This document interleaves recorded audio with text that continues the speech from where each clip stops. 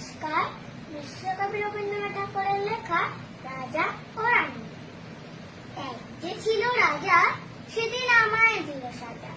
ভোরের রাতে উঠে আমি গিয়েছিলাম ছুটে, দেখতে ডালিম গাছে, মনে ফিরবো কেমন লাগছে।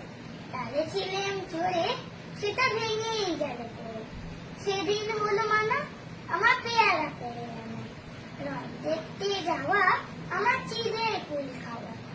কে দিল সেই সাজা জানো? কে ছিল সেই রাজা? এক যে ছিল রানী, আমি তার কথা সব মানি। রাজার খবর পেয়ে আমায় দেখলো কে বলছে, বললো না তো কিছু, কেবল মুক্তি করে নিচ্ছে।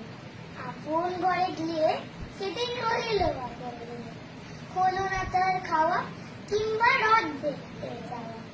নিল আমায় কোলে, সাজার সময় সারা বলে, গলা ভাঙা ভাঙা, তার চোখ দুখানি ভাঙা। কে ছিল সেই রানী? আমি জানি জানি জানি। নমস্কার।